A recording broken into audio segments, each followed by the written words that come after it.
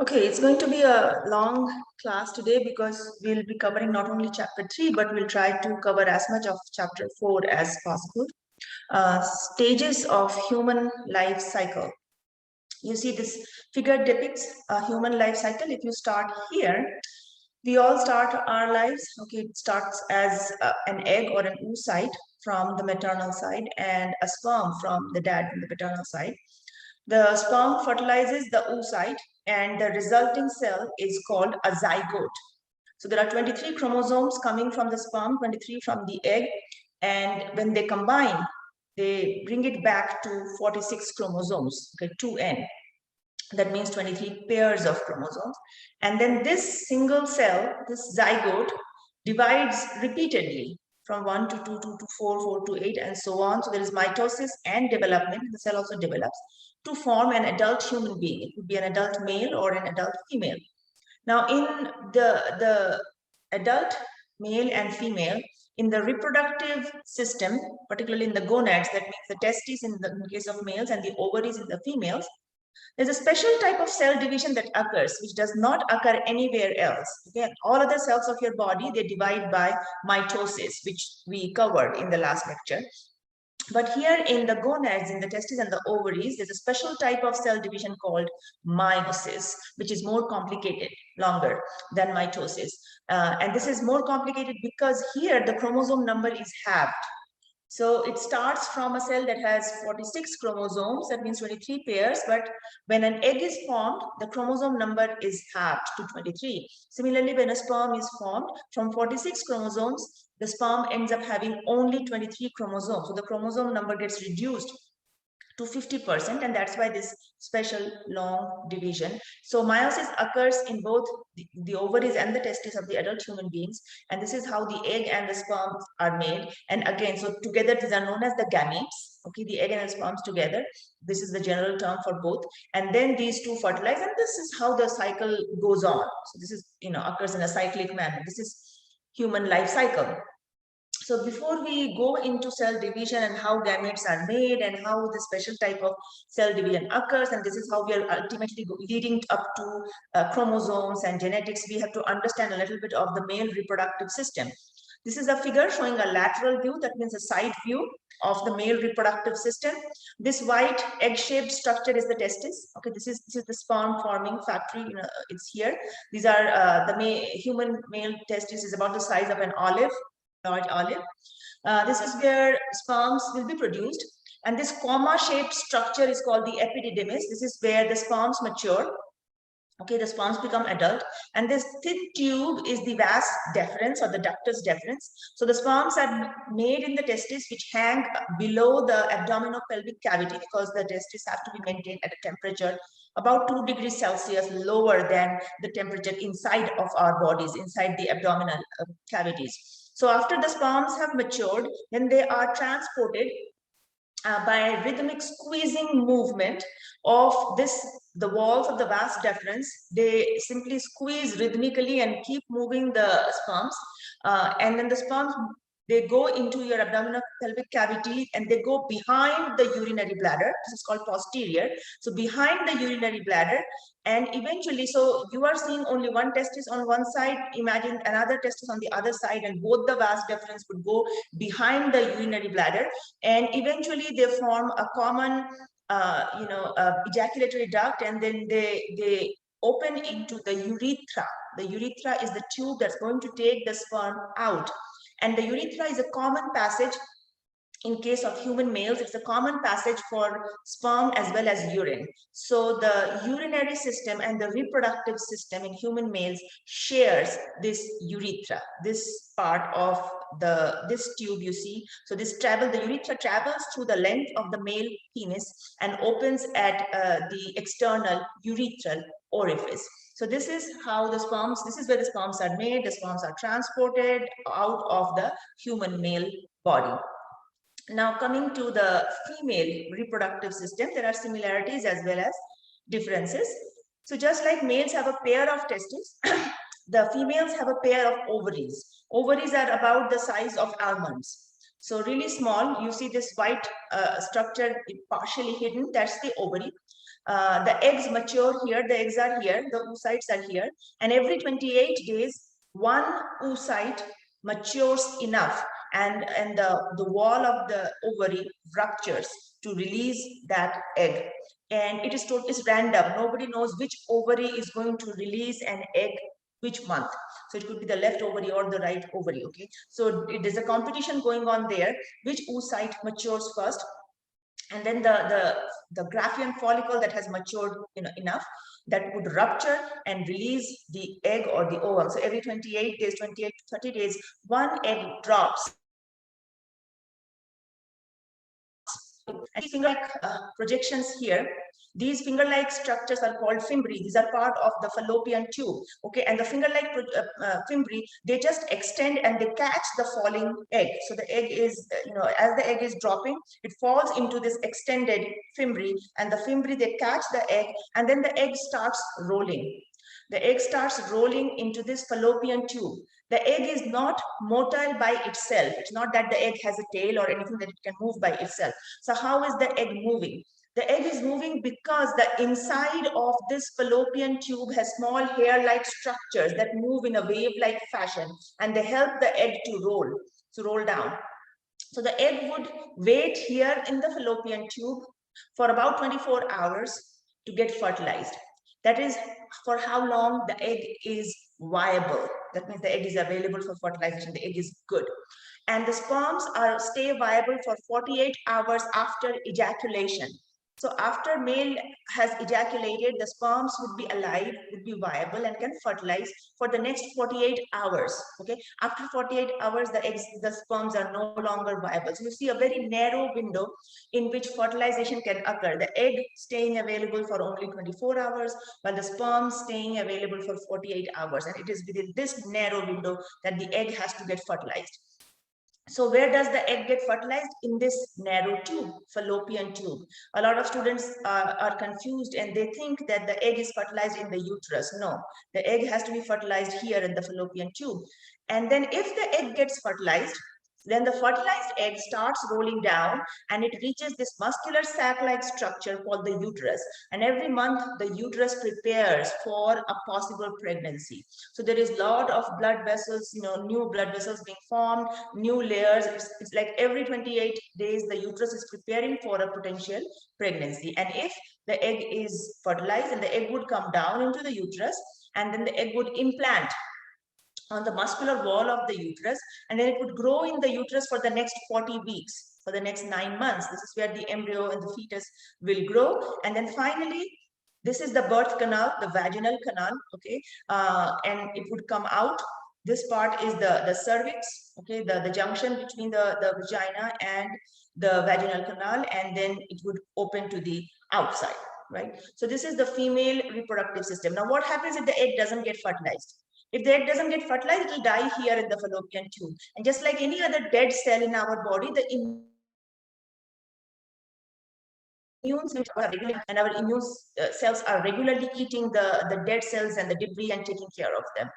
And then the uterus also realizes that there is no pregnancy happening. So whatever was, whatever new modifications had occurred in the wall of the uterus, all of that is shed off, and that's what comes out as the menstrual bleeding. Now this is karyotype. Again, we had seen this in last lecture. Simply arrangement of all 23 pairs of human chromosomes in the order of decreasing size. So this is chromosome pair 1, the largest one, and then chromosome pair 22, the smallest one. From 1 to 22, all these pairs are the autosomes. Remember, these have got nothing to do with the gender. So the last pair, chromosome pair number 23, is the sex chromosome. So if it's a human female, every cell in her body would have, this is the sex chromosome, XX, while for the male, it would be XY. So now we are going into meiosis, which is a special type of division which leads to the formation of the sperm or the ovum, that means the gametes. Why does meiosis occur? Why can't the sperm and the ovum also be formed by mitosis? So imagine if it was mitosis that was occurring. So that means the egg would contain not 23, but the same number of chromosomes that any other cell in our body has. That means 46 chromosomes.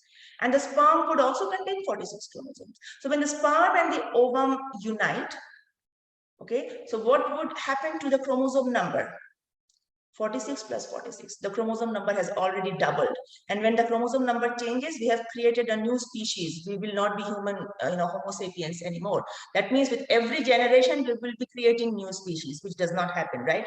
There is constancy of species, constancy of the chromosome number. And that is why for all sexually reproducing organisms, the gametes have to have half the number of chromosomes. Why? Because when the sperm and the ovum will meet with each other and they will fuse, they will go back to the original double the number of chromosomes. And that is why they need to have half the number of chromosomes. So meiosis is in some ways similar to mitosis, but there are some differences as well. It is more complicated, as I said. So meiosis is actually divided into two parts, meiosis 1 and meiosis 2. Meiosis 1 is called reduction division. Why? Because this is where the chromosome number is reduced from 46 to 23. While meiosis 2 is called an equational division because here the chromosome number stays equal. Meiosis 2 is exactly like mitosis because the chromosome number has already been halved. So it is just that only, that the cells with the half the number of chromosomes are going to further split into two more cells having the exact same number of chromosomes. And each of these divisions, that means meiosis 1 would have its prophase, metaphase, anaphase, telophase, and again meiosis 2 would have prophase, metaphase, anaphase, telophase. We simply differentiate them as prophase 1, metaphase 1, anaphase 1, telophase 1. So these are all part of meiosis 1. And then prophase 2, metaphase 2, anaphase 2, and telophase 2, which are all part of the meiosis 2. Now, just to get a big picture of meiosis so that you understand this, we are going to take the help from this very, very simplified figure here. So to start with, on the left side, this is a cell. And let's forget about all of our 23 pairs of chromosomes. Let's just take into consideration a single pair of chromosomes. Let's say this is chromosome pair 1. So we have a blue and a red one. This is pair 1. So this is homologous pair, right? These are the same, similar chromosomes. So right before meiosis, what will happen? Before any cell division, the DNA will double, right? So now you see that the red thread has become double threaded and the blue chromosome has also become double threaded. So now this they are the sister chromatids. Again, the red pair, this is sister chromatids, but this red is a homolog or homologous pair of the blue one, okay? Now, if this was mitosis, what would have happened during cell division? If this was mitosis, then this red chromosome would have split in the middle, separating these two threads, and the blue chromosome would have split in the middle, separating these two threads. So in mitosis, what happens is separation of sister chromatids. That is why the chromosome number remains the same. But in meiosis 1, instead of the sister chromatids separating in each of the chromosome, you see a huge difference here. It is actually the homologous chromosomes that separate. So the red goes in one daughter cell and the blue goes in another daughter cell. The homologs have separated themselves. This does not happen in mitosis. This is the big difference between mitosis and meiosis. So now in meiosis 2, this cell would behave just like it was undergoing mitosis. You see, the red chromosome splits in the middle and the two threads are separated. So sister chromatids are separating and the blue chromosome also separates into its two sister chromatids. So at the end of meiosis 2, how many cells have been produced? 4. If this was mitosis, how many cells would be produced? Only 2. Right? So mitosis produces 2 daughter cells with the same identical number of chromosomes, while meiosis produces 4 daughter cells with half the number of chromosomes. So if you've understood this, you understood the big picture of meiosis, and now we can go into the nitty-gritty and small things. Any questions for me so far? No? Okay, so you see, meiosis 1 has prophase 1, metaphase 1, anaphase 1, and telophase 1, and I'll show you in figure. And then in between meiosis 1 and meiosis 2, there's a small interphase, but we don't call it a real interphase. It's just called an interkinesis, okay? And in the interkinesis, proteins will be required. So proteins are manufactured, chromosomes will again become thread-like, and the difference between interphase and interkinesis is DNA is not replicated for a second time. Every time you hear the word interphase, there is DNA replication going on. In interkinesis, there is no DNA replication. And then after interkinesis, the cell immediately goes into meiosis 2, which is prophase 2, betaphase 2, anaphase 2, and telophase 2. So now let's see, understand meiosis here using this again very simple diagram. So we've taken this cell and you see 1, 2, 3, 4. We have 4 pairs of homologous chromosomes here. Each pair has a pink and a blue one. So you see, let's say call this pair 1, pair 2, pair 3, and pair 4, right? We are going by decreasing size. So that means these two, pink and blue, as shown by my cursor, these are homologous chromosomes.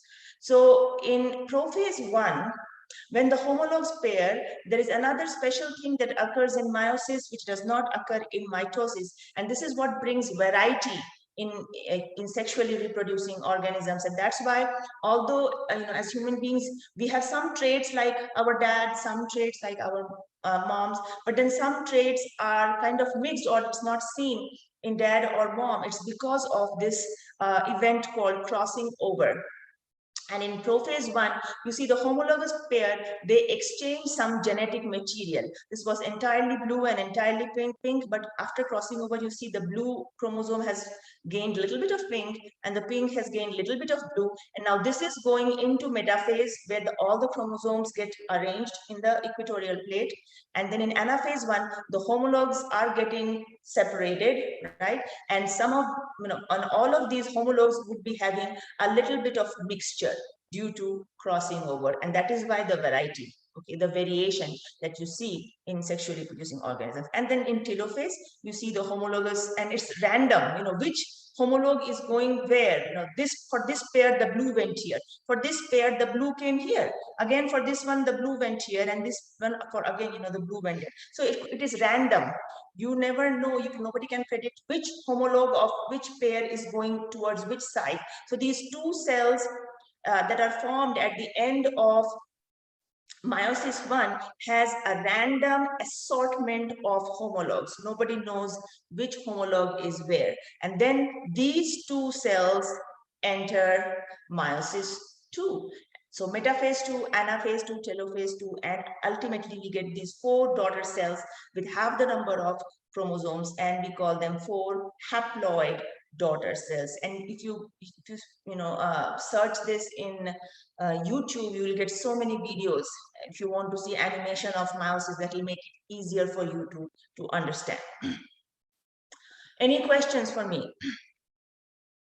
No? So what did we get at the end of meiosis? 4 daughter cells. Each daughter cell has a new assortment. That means there's new permutation and combination of chromosomes, right? Now let's apply what we learned in meiosis into real life situation. That means the formation of sperm and the formation of ovum. So we're going to start with spermatogenesis. Spermatogenesis means the process by which sperms are made, formation of sperm. So it all starts in the testis, right? In the wall of there are special structures, seminiferous tubules where there are stem cells, and the stem cell is known as spermatogonium. Okay, so this is the stem cell. That means this stem cell has the ability to differentiate into a sperm. Now, the stem cell receives a signal that it's time to start sperm formation, and before it starts this process, it wants to make a copy of itself and keep it safe in case something goes wrong. So it divides by mitosis and forms a type A daughter cell and a type B daughter cell. So the type A is kept in safety, okay, for future. In case something goes wrong with daughter B, there's a backup. So daughter B is what is entering meiosis. So the daughter B starts preparing. What is it going to do? Of course, doubling up everything and increased. So it has increased in size and it has dedicated egg. So that is called primary spermatocyte. Okay, the primary spermatocyte is the form of the stem cell that enters meiosis 1. So the stem cell has differentiated into a primary spermatocyte. And the primary spermatocyte starts meiosis 1. At the end of meiosis 1, what do we get? We get two cells, right? This is the reduction division where the chromosome numbers would be halved. So two secondary spermatocytes. What would be the chromosome number here? 23. The chromosome number is already reduced, in at the end of the meiosis 1. What was the number of chromosomes here? 46, because here the meiosis 1 had not occurred yet. So from 46 to 23 after meiosis 1. And then these two secondary spermatocytes undergo meiosis 2 to produce 4 daughter cells. Again, same with half the number of chromosomes, that means 23. What do we call these cells? We just give them fancy names. So we call them spermatids. The spermatids are exactly what the sperms would have, except that they do not have the tail. So structurally they are a little different, but genetically they are ready to be sperms. Okay, so these are 4 spermatids, and in the last stage, these 4 spermatids would transform themselves, would change their appearance, and they would grow a tail, and then they would become 4 sperm cells. So this entire process is called spermatogenesis. That means formation of sperm. But if you take only this last step, last stage, where the spermatids are changing into the spermatozoa, that means the 4 sperm cells, this last step is known as spermiogenesis. So spermiogenesis is part of the big umbrella term spermatogenesis. Any questions on spermatogenesis?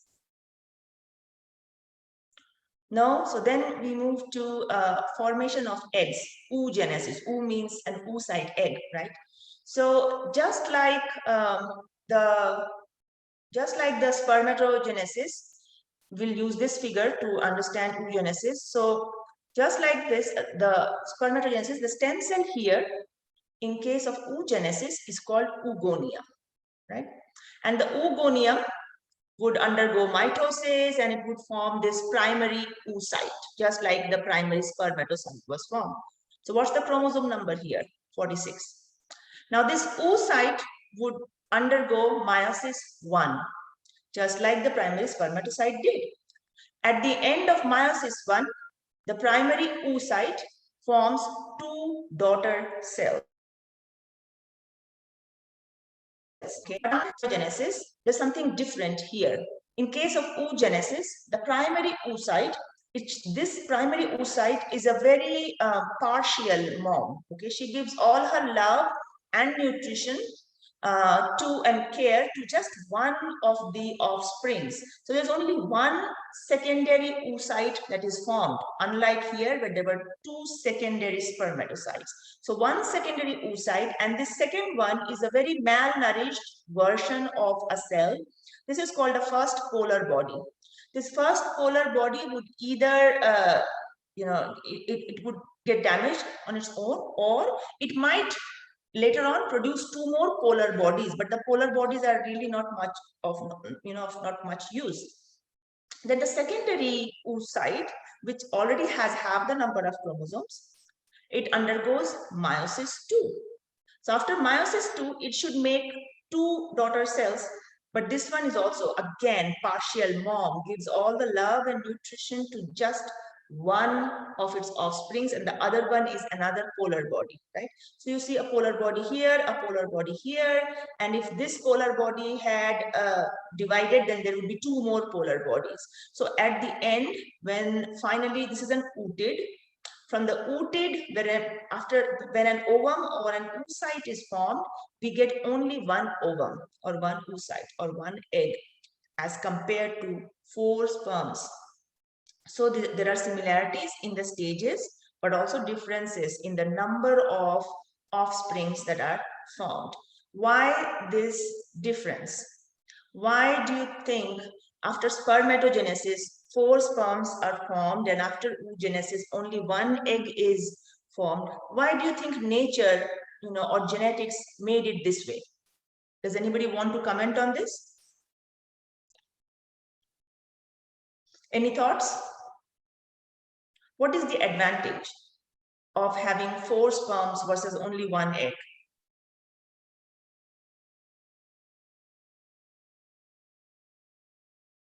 No, nothing?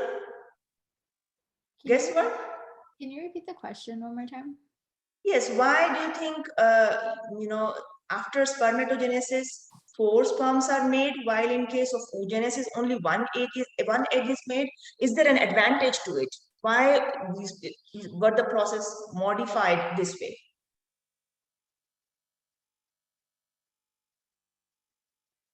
Isn't there a higher chance of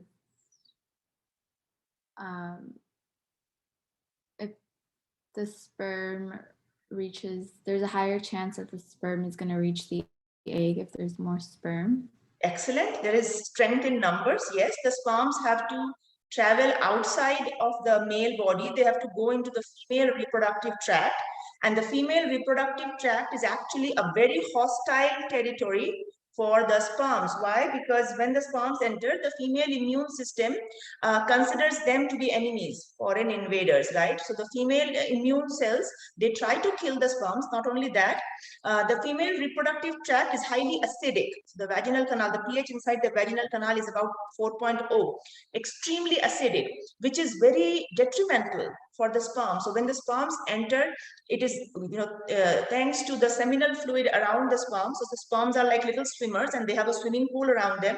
So though that swimming pool is alkaline, so it prevents the acidity from damaging the sperm DNA.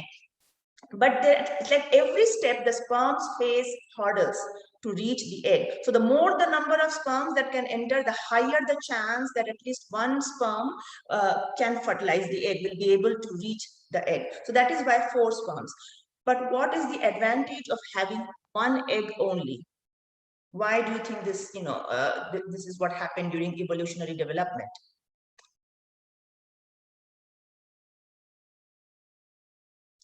Okay, this happens because if there's more than 1 egg, wouldn't there be more than 1 offspring? There could be, yes, there could be more than 1 offspring. That is a chance. You're right.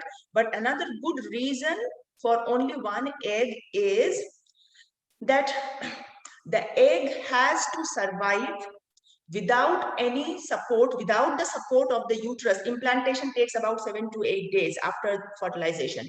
So the egg has to have its nutrient reserves for 7 days before the zygote, or before, the developing embryo can roll down and reach the uterus wall and form the placenta. It can implant on the wall of the uterus, and that's when the maternal circulation takes over. Before that, when the sperm fertilize the ovum and the zygote has been created, there is a lot going on inside that zygote. There is fusion of genetic material, and then the cell starts dividing 2 to 4, 4 to 8, and so on. All of that work requires a lot of energy, and that energy would need to come from the nutrient reserves, from the energy reserves that the egg has in itself, because there is no other external source of nutrition coming to the egg. So the egg has to support itself, as well as the sperm chromosomes that have just entered. And that is why these moms are being partial and providing all of the nutrient reserves to just one cell. So this one gave nutrient to this one gave nutrient to this one, and this one, and so one large egg is made. So the eggs, the oocytes, are really huge in comparison to the size of the sperm. Why? Because they need to have all of those nutrient reserves. Got it? Clear?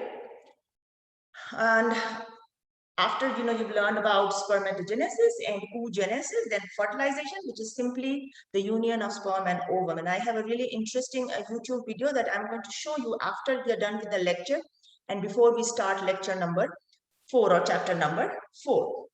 So after fertilization, what is it that the fertilized egg is called? Zygote. It's just when we have these different, the terminology in science is different. So you have to memorize these terms. Zygote, okay? fertilized ovum, fertilized egg. Now, what happens when the egg has been fertilized? So you see this figure here.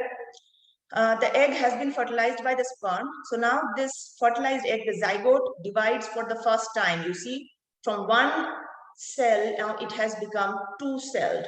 Now these two cells divide again to form four cells, okay, from 4 to 8 and so on. So finally, when it becomes 16 plus cells, it's like a solid ball of cells, a solid mass of cells. It's called a morula. Okay, morula, this is what a morula looks like. And then after this ball of cell starts hollowing out in the center. So now it has become a hollow ball of cells. Okay, there's a hollow cavity in the center, and this stage is called a blastocyst. In mammals, we call it a blastocyst. If it was any other animal, we could call it a blastula. So from morula, which is solid, to a ball. Now, what does the blastocyst contain? Two main parts. It contains an inner cell mass, which would develop into the embryo, and another part, which is trophoblast, which forms the placenta. So if you see, this is the blastocyst.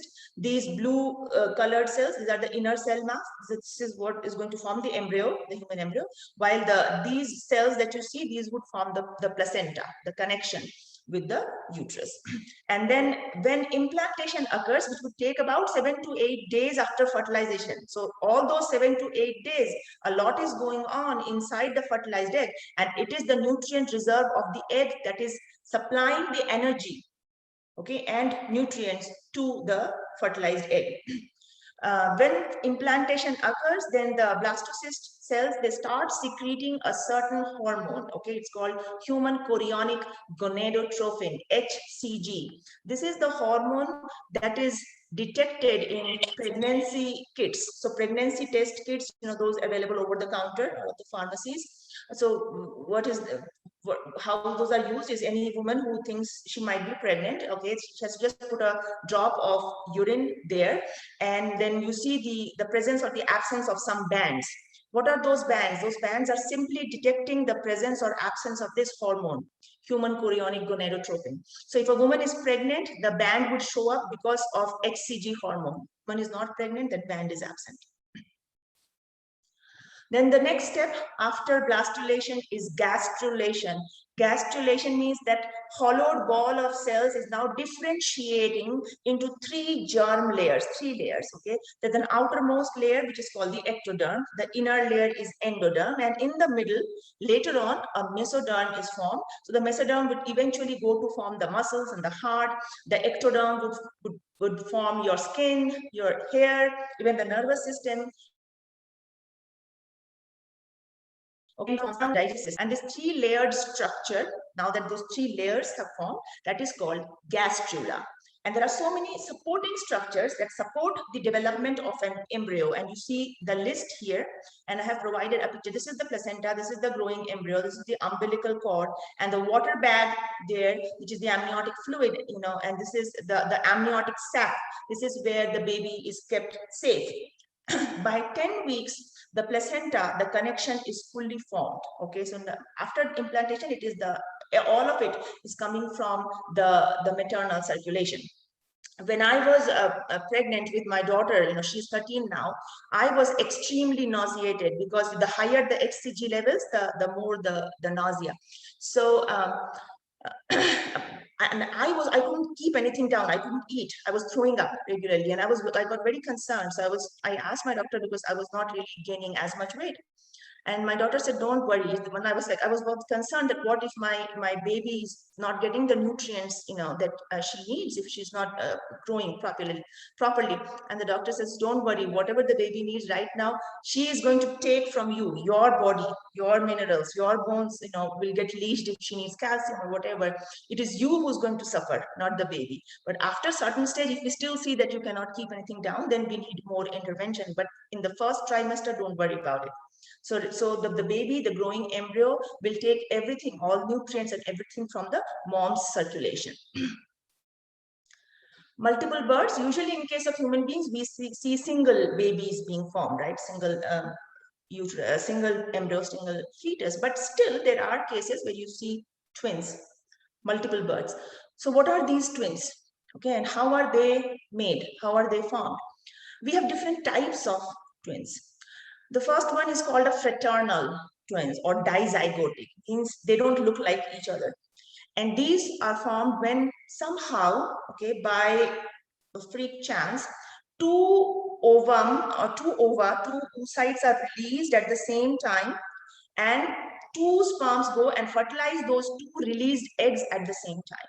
So these two, the two babies that will be made from these, fertilized eggs are really, they have the same similarity as any siblings would have, because they are made from different ovum and different sperms. So they are fraternal. Now these twins could be two brothers, two sisters, or a brother and a sister. They could be anything, because they are two separate eggs and two separate sperms. The next one is identical, which is not as common, or monozygotic twins. Now, monozygotic means these were actually supposed to be one baby, one embryo. So one egg was released from fertilized, supposed to be growing into one baby, but somehow by some freak accident, the embryo splits during very early on.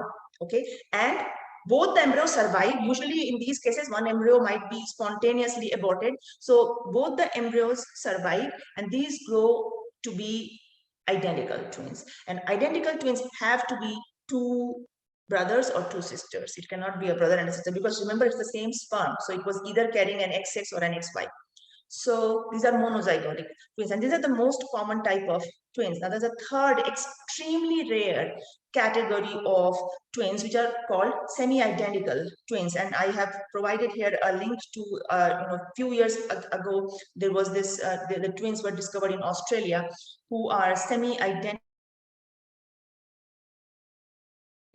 So in this case, one egg was released, you see the purple colored egg, and somehow two sperms got to fertilize the egg at the same time, which usually doesn't happen, because as soon as one sperm has penetrated the egg then just, it becomes totally impenetrable from outside. No other sperm can penetrate it. But it so happened that two sperms fertilized, it got inside exactly at the same time, before the sperm could form before the egg could form the impenetrable layer around it.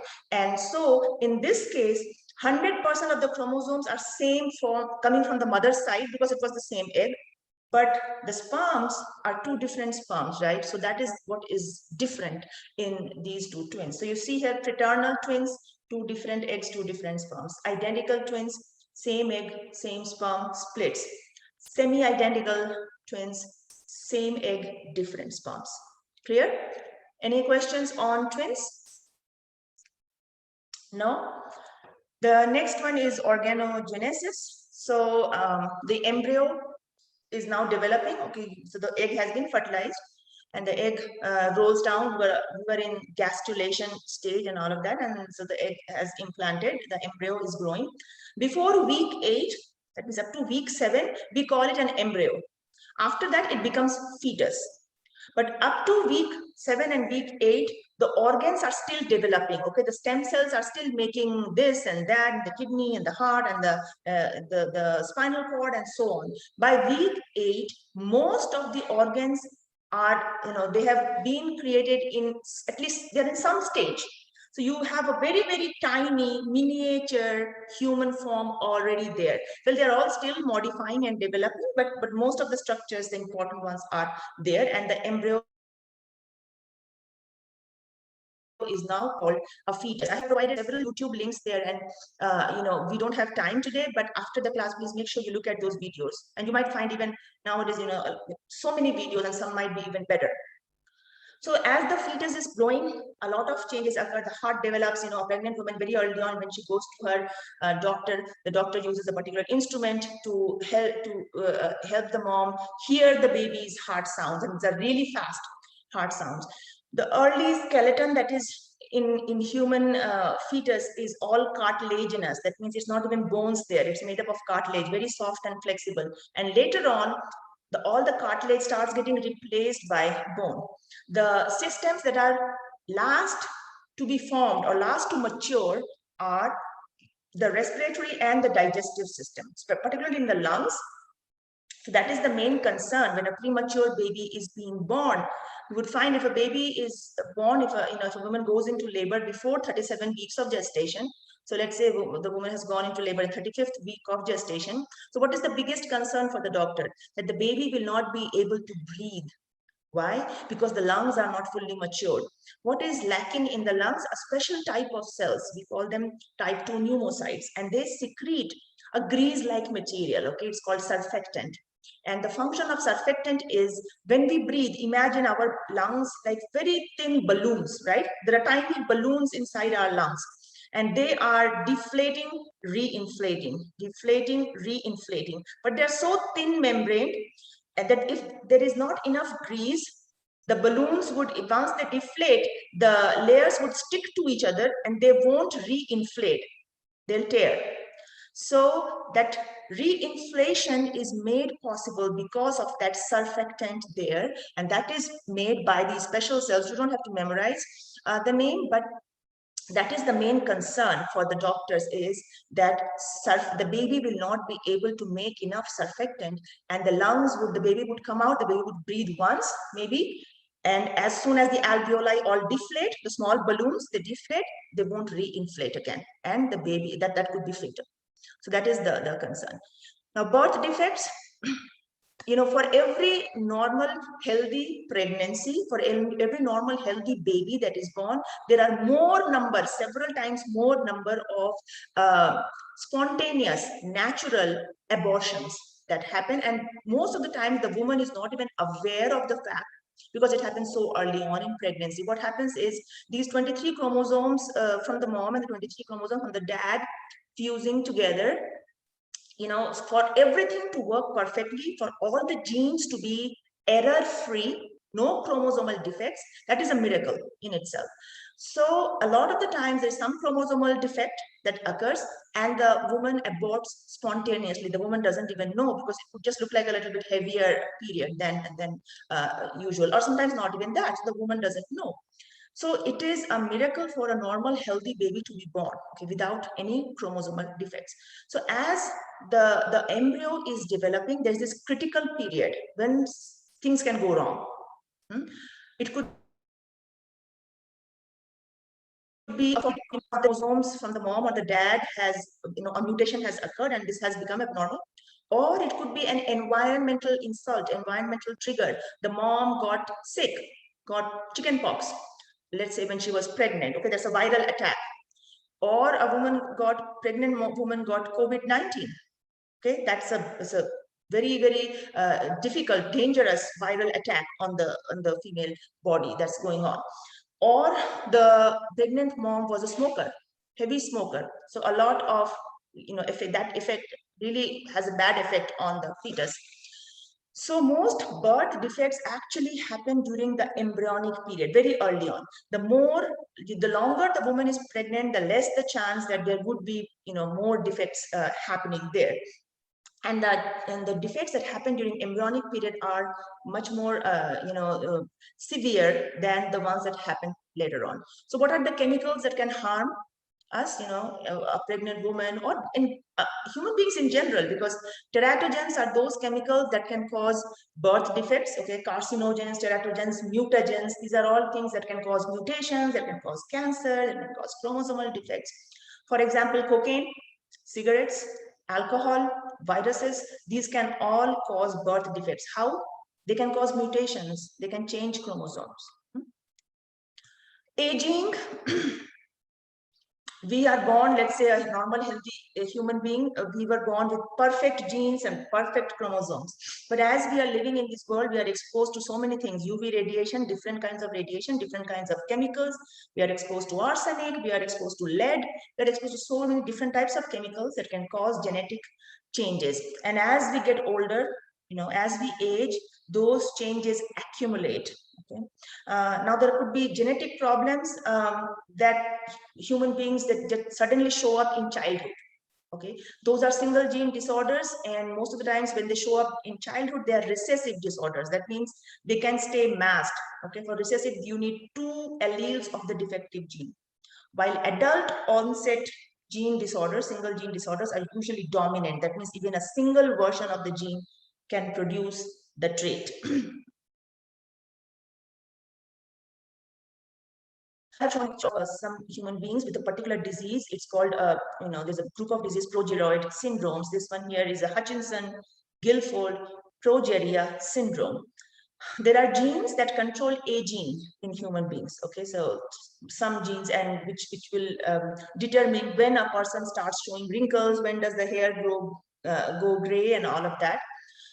This is a single gene disorder, and when this disorder strikes a human being, even in childhood, the person is aging much faster than an average. So like for every 1 year, for us is just a year. For people with this gene disorders, they are already crossing like 7 years or 10 years.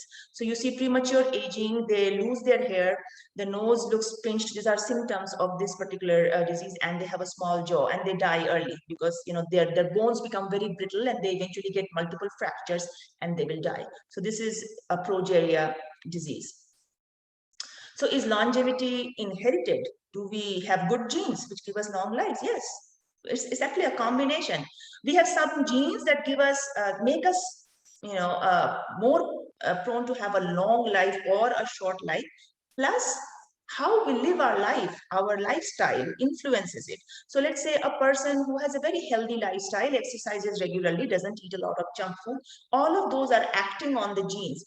While a person, even with some good genes, if that person has a really bad lifestyle, okay, it's too much stress there, no exercise, too much junk food, then all of the genes and the environment, they interact together to give the person or to determine the person's lifespan. Okay, and there are certain pockets all over the world where you see that people in those areas have really long lives, and that is where a lot of research has been done, and those are called the blue zones in the world. You can Google this and you'll find there's a particular place in Japan where there's a blue zone. They eat a lot of seaweed, and very surprisingly, you have a blue zone right next to where you live. Very close to Riverside, there is a blue zone called Loma Linda.